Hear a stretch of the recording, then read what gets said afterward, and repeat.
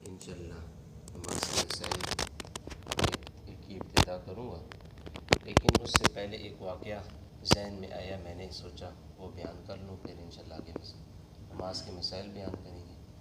اللہ رب العزت نے ہم تمام مسلمانوں کو رمضان کا مبارک مہینہ نصیب فرمایا اور ہمیں ایمان جیسی نعمت سے نوازا۔ اس پہ ہم اللہ رب العزت کا جتنا شکر ادا کریں اتنا کم ہے۔ ایک واقعہ کہ ایک اللہ تعالیٰ کا بزرگ، یعنی کہ واقعہ سنانے کا مقصد یہ ہے صرف کہ اللہ رب العزت نے ہمیں ایمان کی دولت سے جو نوازا ہے یہ کتنی بڑی دولت ہے۔ اس کی قدر ہمیں تب پتہ چلے گی جب ہم اس فانی دنیا سے چلے جائیں گے۔ اگر مسلمان ایمان کی دولت کے ساتھ اس دنیا سے چلے گیا، چاہے جتنے مرضی گناہ کیے، ہمیشہ ہمیشہ جہنم میں چلے گا، سڑے گا اور مختلف عذاب اس میں آئیں گے۔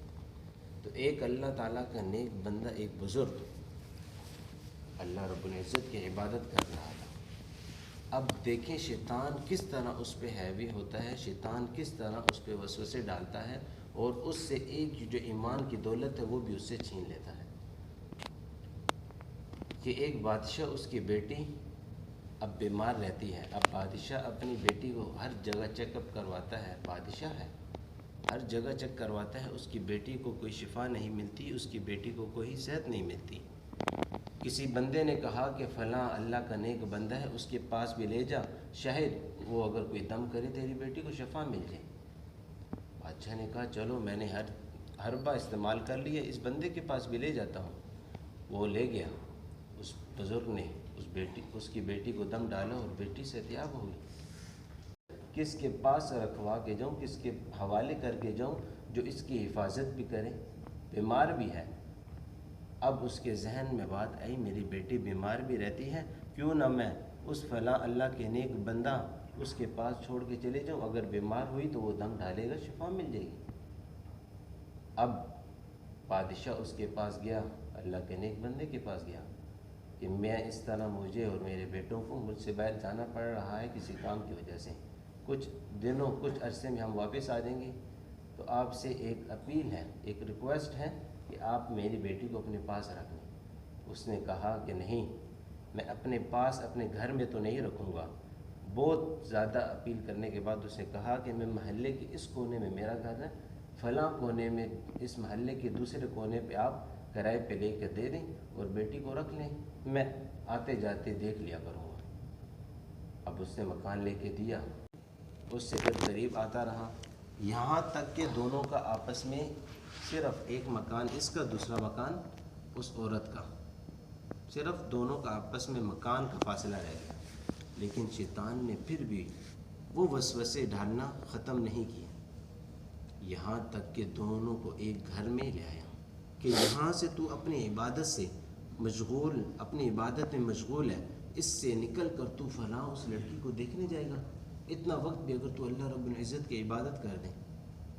کس طرح کے وسوسے ڈال رہے کہ تو یہاں سے نکل کر اتنے جو ٹائم تو اس سے دیکھنے جا رہا ہے، اتنے وقت میں تو اگر اللہ رب العزت کی عبادت کر، اسے اپنے گھر میں لے آیا۔ اب گھر میں لانے کے بعد اسے اپنے کمرے تک لے آیا کہ ایک کمرے سے نکل کر دوسرے کمرے تک جانے کا جو وقت ہے یہ بھی ضائع نہ کر۔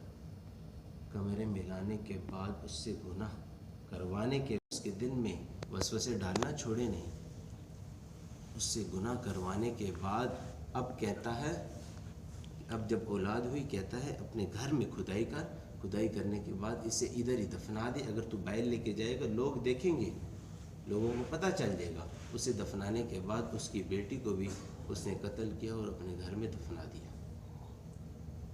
اب بادشاہ آیا، اس نے پوچھا، اس بندے نے کہا کہ آپ کی بیٹی بیمار تھی، فوت ہوگی، میں نے دفنا دیا۔ بادشاہ مان گیا۔ اب بادشاہ اس کے بیٹے گھر گئے واپس، اب شیطان اس کے ایک بیٹے کے ذہن میں بات ڈالتا ہے کہ اس بندے نے تیری بہن کے ساتھ اس طرح زنا کیا اور اس طرح جو اولاد پیدا ہوئی اسے اس نے اپنے گھر میں دفنایا ہے۔ اب اس نے صبح اٹھا، اپنے والد صاحب سے التماس کی، اپنے والد صاحب سے اپیل کی پھانسی کا حکم دے دیا کہ اس بندے کو پھانسی دی جائے.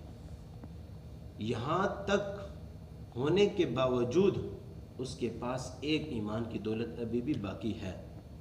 گناہ ہو گیا لیکن ایمان کی دولت ابھی بھی باقی ہے. اب بھی شیطان اس کے ذہن میں وسوسے ڈال رہا ہے.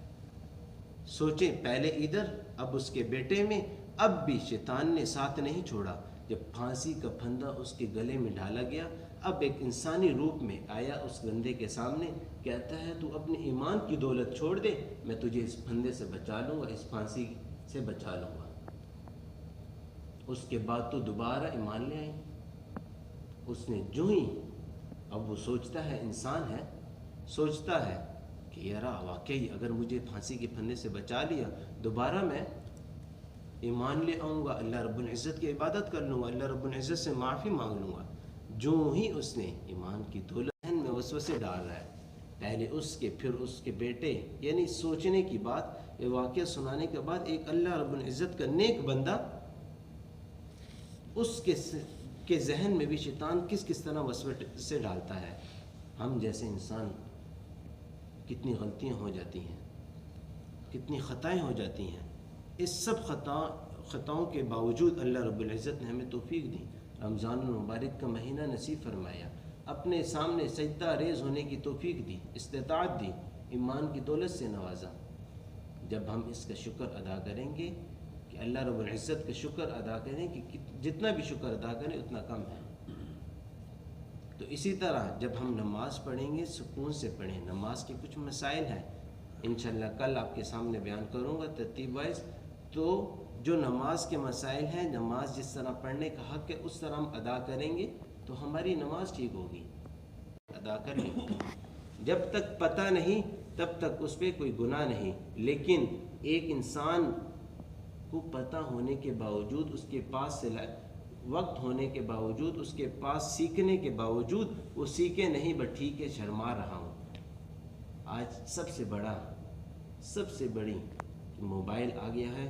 کوئی ایسا مسئلہ ہم پوچھ نہیں سکتے، شرماتے ہیں. نہیں یار یہ مجھ سے چھوٹا بندہ ہے، یہ مجھ سے عمر میں چھوٹا ہے، میں اس سے کس طرح پوچھوں، مجھے شرم آتی ہے. یہ دین ہے. چاہے مجھ سے چھوٹا بھی 5 7 8 سال کا بچہ بھی، اس سے بھی مجھے کوئی مسئلہ پوچھنا اگر ہو تو میں پوچھوں گا. شرمانا نہیں، دین ہے. جب تک پوچھیں گے نہیں، جب تک سیکھیں گے نہیں، تب تک آئے گا نہیں. اللہ رب العزت سے دعا التجا ہے، اللہ رب العزت ہم تمام مسلمانوں کو اپنے بتائے ہوئے طریقوں پر عمل کرنے کی